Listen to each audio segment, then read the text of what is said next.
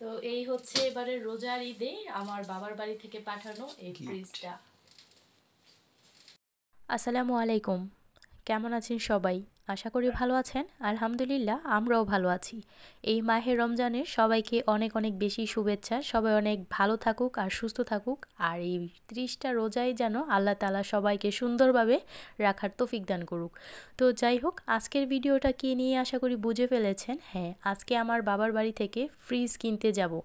তো প্রথমত আমার বাবার বাড়িতে আমাকে কল দিয়ে ডাকায়, আর আমার বাবার বাড়ির পাশে রাস্তাগুলোর কাজ চলতেছে, মানে রাস্তা নির্মাণের কাজ চলতেছে। যদিও আনতে যাওয়া হয় ফ্রিজটা, তাহলে কিন্তু খিলক্ষেত কুড়িল ফ্লাইওভারের ব্রিজের নিচ দিয়ে আসতে আসতে আমার শ্বশুর বাড়িতে যদি ভ্যান দিয়ে আনতে যাওয়া হয়, তাহলে 1500 থেকে 2000 টাকা শুধু ভ্যান ভাড়ায় দিতে হবে। এর জন্য আমার বাবা টাকা দিয়ে দিয়েছে আমার শ্বশুরবাড়ির এলাকার পাশে যে দোকানগুলো আছে সেখান থেকে কিনে নেওয়ার জন্য। তো যাই হোক, আজকে এসেছি কিন্তু ফ্রিজ দেখার জন্য। মোটামুটি 2-3টা দোকান দেখে আসার পর মানে অনুমান করছি আর আইডিয়া নিচ্ছি কীরকম কী দাম হবে। তো আমার এই সমস্ত ব্যাপারে কোনো আইডিয়া নেই। আমি আর মুস্কান এসেছি অলরেডি, আগেও 2টা দোকান ঘুরে এসেছি, এখন 3 নাম্বার দোকানে এসেছি। তো যেহেতু এগুলো কোম্পানি রেট করা, প্রায় দেখলাম যেখানেই যাচ্ছি সেম একই প্রাইস। এগুলো কিন্তু কোম্পানি থেকেই ফিক্সড বা নির্ধারণ করা হয়েছে। তো আমার কাছে ফ্রিজগুলো যেমন তেমন, আমি আসলে দেখছিলাম বাহিরের ডোরগুলো, মানে কোনটা সবচেয়ে বেশি সুন্দর, সবচেয়ে বড় কথা হলো এটা, এর জন্য মূলত আমার আশা। তো আমি ওয়ালটন আর ভিশনের কোম্পানিগুলো বেশি দেখছিলাম। তো এখান থেকে না আমার কেন জানি এই মানে ডোরের যে ভিউটা, মানে সুন্দর যে ডিসপ্লেটা থাকবে, এটা আমার কাছে কেন জানি কোনোটাই ভালো লাগছে না। তো এখানে আবার একটা ডিপ ফ্রিজ আছে। তো আমার বোনকে এই সেম এই ডিপ ফ্রিজটাই দেওয়া হয়েছে ওর বিয়ের সময়। তো আমার আবার ডিপ নিব না, আমরা নিব ডিপ প্লাস নর্মাল, মানে দুইটাই মিক্স করে 50-50 এরকম টাইপ একটা নেওয়ার ইচ্ছা। তো যাই হোক, এরকম সেম আমার বোনের বাসায় আছে। আর পাশে যে মেরুনটা হলো আমার বাবার বাড়িতে এরকম সেম একটা আছে। তো যাই হোক, আমি ফ্রিজ দেখছিলাম আর কোনটা কত লিটার সেটা একটু আইডিয়া নিচ্ছিলাম। যদিও বা আমি বাসা থেকে আসার আগেই আমি ইউটিউব ঘেটে একটু ভিডিও দেখে আইডিয়া করে নিয়েছি। তো ফোনে যখন ভিডিও দেখেছি আমার কাছে মনে হয়েছে বেশ বড় বড় ফ্রিজ, খুবই কম টাকা। যখন সামনাসামনি দেখছি তখন তো আমি একেবারেই অবাক। এত ছোট ফ্রিজ, তাও আবার এত দাম। তখন আমি হিসাব করলাম লিটার দিয়ে, কোন লিটার কত দাম আর কি। তো সেটা দেখার পর দেখলাম যে হ্যাঁ, ফোনে অনেক বড় লাগছে, বাট সামনাসামনি যখন আমি লিটারগুলো দেখছিলাম যে না, আসলে দামগুলো ঠিকই আছে, ফোনেই বড় লাগছে, সামনাসামনি আসলে ফ্রিজগুলো ছোট। তো যাই হোক, সামনে যেহেতু প্রচুর গরম আর শীত চলে গেছে, এখন ফ্রিজগুলোর দাম বাড়বে এটাই স্বাভাবিক। তার উপর আবার সামনে ঈদ। আজকে হচ্ছে রোজার চতুর্থ রোজা, আমি আজকে চতুর্থ রোজাতে এসেছি এই ফ্রিজগুলো দেখতে। তো দেখা যাক, আজকে দেখে শুনে যাব, যদি হয় তাহলে কালকে ফ্রিজটা বাসায় ডেলিভারি করবে। তো বেশ অনেকগুলো ফ্রিজ খুলে খুলে আমি একের পর এক দেখছিলাম, কিন্তু কোনোটাই আমার ডিসপ্লে একেবারেই পছন্দ হচ্ছিল না। এখন মুস্কানের বাবা বলছে, তুমি ডিসপ্লে দিয়ে কি করো, ভিতরের কাজ তো একই, তাই না? তো আমার কাছে এই ফ্রিজটাও ভালো লাগছিল, মানে আলাদা আলাদা সাইড পকেট ছিল, কিন্তু বাহিরের ডিজাইনগুলো আমার কেন জানি পছন্দ লাগছিল না। তো এখন কিন্তু দেখা যাচ্ছে ডিপ ফ্রিজের মানে উপরে থাকেও কিন্তু সাইড বক্স আছে, যেটা সচরাচর ফ্রিজে কিন্তু খুবই কম থাকে। তো এই শোরুমটা হচ্ছে সবচেয়ে বড় এখন পর্যন্ত যতগুলো দোকানে গেলাম। তো এখানে অনেকগুলো রাইস কুকার ছিল, ইলেকট্রিক চুলা ছিল, তারপর ব্লেন্ডার ছিল, অনেক কিছুই ছিল। যদিও বা এগুলো আমার কোনো কাজ নেই, তারপরে ঘুরে ঘুরে দেখছিলাম আর একটু আইডিয়া নিচ্ছিলাম কোনটার কেমন কী দাম, দেখতে তো ক্ষতি নাই, তাই না? তো যাই হোক, এখানে ফ্রিজের অনেকগুলো ব্যাগপত্র ছিল আর কি, বাক্সপত্র। আর এখানে একটা উল্টো করে রাখা ফ্রিজও ছিল। বলছে এখন যেহেতু সামনে ঈদ, আর 10 থেকে 15 দিনের মধ্যেই কিন্তু শোরুমে আরও অনেক নতুন নতুন কালেকশন তোলা হবে। কিন্তু ওই যে আমার তো ইমার্জেন্সি দরকার, আমি আর 10-15 দিন ওয়েট করতে পারবো না। আমি যখন বলছিলাম আসলে আমার ডিসপ্লেগুলো ভালো লাগছিল না, এর জন্য বলতেছে আপনার চয়েস থাকলে আপনি আমাকে ছবি পাঠাতে পারেন, আমি ওই অনুযায়ী কিন্তু আপনাদের এনে দিতে পারবো। কিন্তু এটা করতে গেলেও দেখা যায় মিনিমাম 5 থেকে 6 দিন সময় দিতে হবে। তো যাই হোক, তারপর মুস্কানের বাবা বলছে তোমার এই ঢং রেখে যে কোনো একটা পছন্দ করো, দেখো। তো যাই হোক, আমাদের পছন্দ মতো দাম নির্ধারণ করা যে একটা প্রাইস বা অনুমান করে এসেছি যে এরকম রেঞ্জের মধ্যে একটা নিব। তো সেই রেঞ্জের মধ্যে মোটামুটি পেয়েছি আর পছন্দও হয়ে গেছে। তারপরও ঘুরে ঘুরে খুলে খুলে দেখছিলাম, তারপর ফ্রিজটা কনফার্ম করে অর্ডার দিয়ে আসি। আর এটা হচ্ছে পরের দিনকার ভিডিও, আমার ফ্রিজটা কিন্তু বাসায় চলে এসেছে। তো এই তো মুস্কানের বাবা আর একটা আঙ্কেল কিন্তু ফ্রিজটা সুন্দরভাবে আমার ঘরে নিয়ে এসেছে। যদিও বা ফ্রিজটার লাইন এখনই চালু করতে পারবো না, কারণ এখানে আগে ফ্রিজের লাইন করতে হবে, তারপর ফ্রিজটা অন করতে পারবো।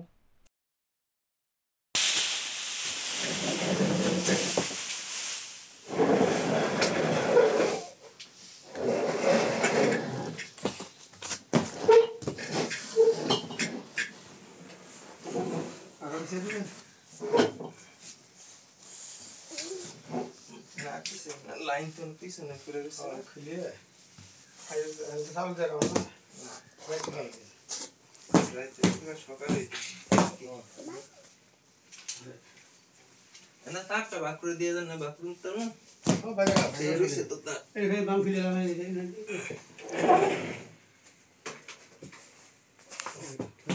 খোলা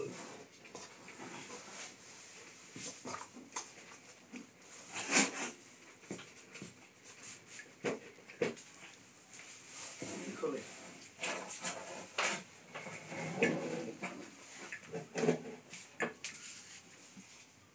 চলে আয়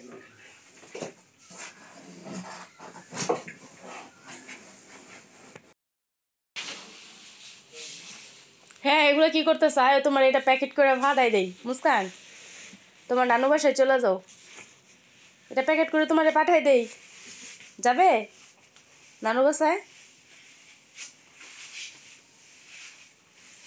আচ্ছা, কি করে দুষ্টামি পাইছো, খেলা পাইছো না মুস্কান?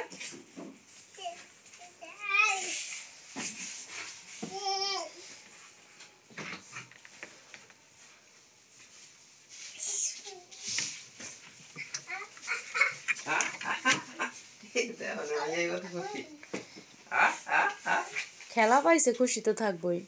আরে তোমার কাঠনের ভিতরে ঢুকে কেমন দেই কেমন করো কার্টুনে বইরে ওরা বউরা পাঠায় দাও, আর নানুর বাড়ি পাঠায় দাও। মুস্কান নর্মালটা একেবারে ছোট লাগে না, ডিপটা তাও ঠিক আছে, নর্মাল ছোট সমান লাগে। সমানই 50-50। ডিপ নরমাল সমান সমান 213 লিটার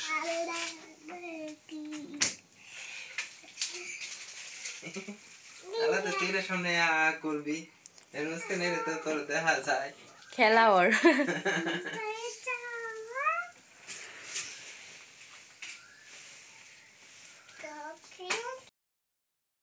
বন্দি করে রাখো বাক্সের মধ্যে, অনেক ছটফট ছটফট করে। একদিক দিয়ে কাজ করি, আরেক দিক দিয়ে কাজ বাড়ায় দেয়। তোমাকে কি বুদ্ধি আরে বড় সড় একটা কার্টুন পাইছি, দুষ্টামি করলে এখন তো এটার মধ্যে বইটা রাখবো মুস্কান। বুদ্ধি করছি তোমারে আম্মু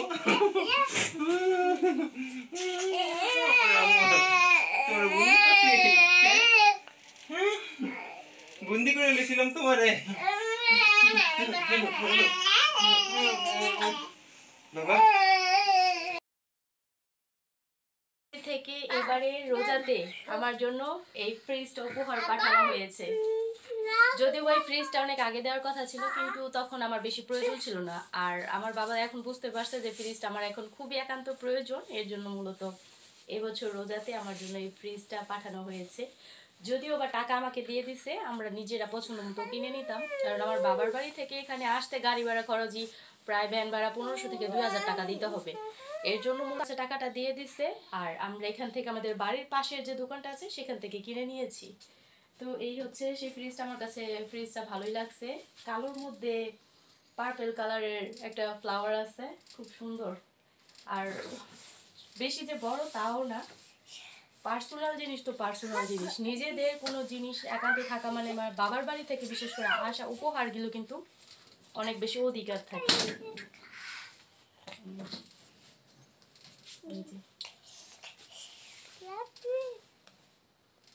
তো এই হচ্ছে এবারে রোজার ঈদে আমার বাবার বাড়ি থেকে পাঠানো এই ফ্রিজটা। তো এই তো মুস্কানের বাবা ফ্রিজ আনার পর গেল বাজারে সবজি কাঁচা বাজার করতে, নিয়ে এসেছে এখানে একটা তরমুজ। এই বছরের প্রথম তরমুজ, এখনো খাওয়া হয় নাই। আর এইটাতে দেখা যাচ্ছে বড়ই, সাথে রয়েছে লেবু, এই যে শরবত খাওয়ার জন্য। আর এখন এই রোজার মাস, এত লেবুর দাম বাড়ছে, এক হালি লেবু নাকি 120 টাকা, বুঝতে পারছেন? 4টা লেবু 120 টাকা দাম। আর এখানে অনেকগুলো লেবু আনছে, বলতেছে কম টাকায় নাকি আনছে। তো প্রথম রোজাতে কিন্তু আমাদের মানে প্রথম রোজার আগের দিনই তো 4টা লেবু 120 টাকায় আনছে। আর এই তো ওগুলো তাও তেমন রস ছিল না, আর এগুলো মনে হইতেছে ভালোই রস হইব, পাকা আছে। তো আমাদের বাসায় আবার লেবু শরবতটাই খাওয়া হয়, লেবু বা ট্যাং, এর থেকে বেশি আর অন্য কিছু না। এখানে রয়েছে আরও কি পেয়ারা, তো ফল ফ্রুট আনলা কাঁচা বাজার করতে যাইয়া। আর এটা কি জালি বলা হয়, চাল কুমড়া মূলত। তো কড়া দেখে নিয়ে আসছে কচি দেখে, ভাজিও খাইতে পারবো আবার চাইলে তরকারিও খেতে পারবো। আর সাথে নিয়ে আসছে করল্লা, আর সাথে নিয়ে আসছে বাঁধাকপি। অনেক দিন ধরে আমাদের বাসায় বাঁধাকপি খাওয়া হইতেছে না, এই জন্য বাঁধাকপিটা নিয়ে আসছে।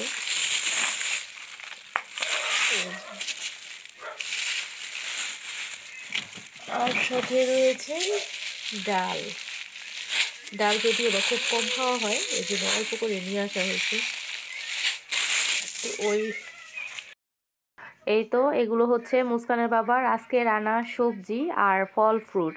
তো সবজি আনার কথা বইলা যাইয়া নিয়ে আসছে শুধু ফল ফ্রুটে, যেখানে হলো পেয়ারা, এখানে আবার বড়ই, এখানে তরমুজ, মানে তিনটাই সবজি, মানে তিনটাই ফল আর বাকিগুলো হলো সবজি। আর ডালটা কম আনা হয় কারণ মুস্কানের জন্য শুধু আমাদের বাসায় ডালটা রান্না করা হয়। মুস্কান ডাল দিয়ে আবার ভাতটা খেতে পছন্দ করে, মুস্কানের জন্য ডালটা রান্না করি অল্প করে। তো দেখা যায় আমাদের মনে চাইলে খাই, নয়তো না, এর জন্য আর কি অল্প পরিমাণ ডাল। তো এই হচ্ছে বাজার আজকের। এই যে এদিকে বুট সিদ্ধ বসাইছি, এখানে আধা কেজি বুট, সাথে আলু কেটে দিছি, একবারে সিদ্ধ করে নিছি 3-4 দিন কাটটা। এখন তো ছোট ছোট পাতলা করব, বের করবো আর রান্না করব। আর এখানে এই যে পাতাকপি কাটতে নিছি রাতের জন্য, সেহরির জন্য। আর এই যে এখানে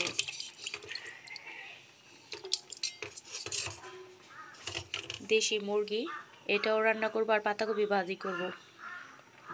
বুট সিদ্ধ করার পর কিন্তু আমি এই দেখেন বুটগুলো সুন্দর করে কষিয়ে নেব, যদিও বা সবগুলো করব না, আজকের পরিমাণ করব আর বাকিগুলো ছোট ছোট পাতলা করে ফ্রিজে রেখে দেব। এখন আপাতত কাজ হচ্ছে এই বুটটা সুন্দর করে কষানোর পর পেঁয়াজ, কাঁচামরিচ, ধনিয়া পাতা, শসা, টমেটো ইফতারের জন্য রেডি করা। আর রাতের বা সেহরির খাবার রান্না করব ইফতারির পর, যদিও বা রাতের খাবার এত তাড়াতাড়ি রান্না করে ফেলে ঠান্ডা হয়ে যায়, খেতে ভালো লাগে না। আর রাতের খাবারটা কিন্তু আমরা 10টার পরেই খাই। তো এরই মধ্যে দেখেন ইফতারের আয়োজন শুরু হয়ে গেছে। ইফতারিতে যা যা লাগবে সব কিছু আমরা কেটে মানে রেডি করে ইফতারির জন্য বসে আছি। তো মুস্কানের বাবা যেহেতু আজকে তরমুজ এনেছে, তরমুজটাও নিয়ে নিয়েছি, এখানে একটা পেয়ারা কেটে নিয়েছি, তারপর খেজুর কেটে নিয়েছি। তো বেশি আইটেম থাকলে কিন্তু খাওয়া হয় না, এর জন্য পরিমাণে অল্প নিয়েছি আর একটু একটু করে খাওয়া যাবে। তো এরই মধ্যে কিন্তু আজান দিয়ে দিয়েছে, আমরা খেজুর মুখে নিয়ে বিসমিল্লাহ বলে তারপর এই দেখেন সুন্দরভাবে মুড়িটা কিন্তু মাখিয়ে ঝাঁকিয়ে নিচ্ছি। এদিকে আমি ইফতারি শেষ করলাম, নামাজ আদায় করলাম, তারপর যা প্লেট বাটি নোংরা হয়েছে এগুলো পরিষ্কার করার পর কিন্তু আমি রাতের রান্নায় ব্যস্ত হয়ে পড়লাম। তো এদিকে দেখেন আমি কিন্তু মাংস কষানো হচ্ছে, আর এটা দেশি মুরগি রান্না করব, সাথে 2টা টমেটো দিয়েছি। আর টমেটো দেওয়াটা আমি শ্বশুরবাড়িতে এসে শিখেছি, মাংসতে দিলে ভালো লাগে, মানে সসের একটা কাজ দেয় আর খাওয়ার জন্য অন্যরকম একটা ফ্লেভারও আসে। আর এখানেই দেখেন বাঁধাকপি ভাজি করছিলাম, এখন একেবারে মানে কড়াই ভর্তি আছে, একটু পর কিন্তু আস্তে আস্তে এটা কমে একেবারে অল্প হয়ে যাবে। আর যেহেতু রোজার মাস, মানে এই মাসে খাওয়া দাওয়ার কোনো আল্লাহর কাছে হিসাব দিতে হবে না, আর এই মাসেই হয়তোবা সবচেয়ে বেশি কম খাওয়া হয়। আর দেখেন অল্প অল্প করেই কিন্তু সব কিছু রান্না করতেছি, আর এরই মধ্যে কিন্তু আবার সব থেকেও যাবে। তো যাই হোক, এই দেখেন আমি কিন্তু মাংসর জন্য যে টমেটোগুলো দিয়েছি এটা সুন্দরভাবে মানে মশলার সাথে মিলিয়ে নিচ্ছিলাম। তো এই তো আমার মশলাটা কষানোর শেষে কিন্তু আমি এই তো দেশি মুরগিটা দিয়ে দিচ্ছি। আর এটা দেশি মুরগিটা আমার বাবার বাড়ি থেকে দেওয়া, কিছুদিন আগে মা এসেছিল নিয়ে। তো 2টা থেকে একটা আগেই খাওয়া শেষ, আর আজকে আরেকটা রান্না করছি, রাতে আর সেহরিতে খাবো। তো যাই হোক, এই দেখেন আমি এইদিকে সুন্দরভাবে রান্না করছিলাম আর তাড়াতাড়ি করছিলাম, কারণ একটু পরে কিন্তু আজান দিয়ে দিবে, তারপর কিন্তু তারাবির নামাজও পড়তে হবে। আর এদিকে আমার মুস্কান এত দুষ্টামি করে, ছোটোবেলাও আমাকে এত ডিস্টার্ব করতো না, এখনও যে পরিমাণ ডিস্টার্ব করে। এই তো মাংসটা কষানোর জন্য ঢেকে দিয়েছি, আর এইদিকে দেখেন গ্যাসের চুলায় মানে দুই দিকে দুইভাবে তাড়াতাড়ি রান্না শেষ হচ্ছে। আর এদিকে দেশি মুরগিতে দেওয়ার জন্য 3টা ছোট করে আলু কেটে নিয়েছি, যেহেতু পরিমাণে অল্প আর দেশি মুরগির সাথে আলু খেতে ভালোই লাগে। আলুটা বিশেষ করে আমি আর মুস্কান খাই, মুস্কানের বাবা একদমই পছন্দ করে না। এদিকে আমি মাংস কষাতে কষাতে আমার মশলার বাটির ঢাকনাটা লাগাইনি, আর এরই মধ্যে আমার মেয়ে এসে এগুলো দিয়ে দেখেন হলুদ, তারপর মরিচ, লবণ, ধনিয়া এগুলো সব একসাথে মিক্স করে ফেলেছে। এই যে অস্তিত্ব নাই কোনো কিছুরই, মানে 1 সেকেন্ডের মধ্যে মানে বাচ্চারা যে কত কি করে ফেলতে পারে যা বলার বাহিরে। এগুলো তো ফালাইছে, নষ্ট করছেই, সাথে ও মুখেও দিছে। এখন আমি একটা ধমক দেওয়াতে ও সুন্দর করে গিয়ে খাটে বসে আছে, দেখেন এখানে কতগুলো ফালাইছে। মানে ওকে 1 মিনিট এখন চোখের আড়াল করা যায় না। বললাম না ও ছোটোবেলা কোনো দুষ্টামিই করে নাই, বাট এখন এত পরিমাণ দুষ্টামি করে যা বলার বাইরে। তো আমি তো ধমক দিছি হলুদ মরিচি করার পরে, আবার সাথে সাথে কী করছে দেখেন, অর্ধেক তরমুজ কেটে নিয়েছি, ইফতারি সার্ভ করছি, আর অর্ধেকটাকেই দেখেন মনে হয় যে ইঁদুরে মানে খেয়ে ফেলছে, আঙ্গুল দিয়ে এগুলো করছে। ওই দেখেন এখন ওইখানে থেকে ওই যে কী করতেছে, ওই যে আমি ভিডিও করা তো আবার বিজলি দিতেছে দেখছেন কীভাবে হাসি দিয়ে আবার হাইও দিতেছে। কত দুষ্ট হলে এগুলো করতে পারে একটা বাচ্চা, মানে ও আমাকে কী পরিমাণ যে এখন জ্বালায় বলার বাহিরে। আর এই তো এক চুলায় বাঁধাকপি ভাজি শেষে কিন্তু আমি ভাত বসিয়ে দিয়েছি। তো এই হচ্ছে রাতের কর্মকাণ্ড, সারাদিন কি করলাম না করলাম সে সমস্ত সব কিছু তো দেখতেই পেলেন। সাথে কিন্তু আমার মুরগির মাংসটাও রান্না করা শেষ। আর এখন একেবারে বাইরে গুটগুটে রাত। তো সবাইকে প্রথম থেকে শেষ পর্যন্ত ভিডিওটা দেখার জন্য আপনাদেরকে অসংখ্য ধন্যবাদ। নতুন পরবর্তী ভিডিও দেখার আমন্ত্রণ জানিয়ে আজকের মতো এখানেই বিদায় নিচ্ছি।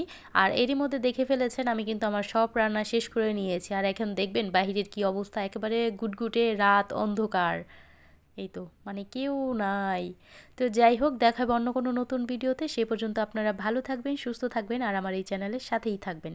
আল্লাহ হাফিজ।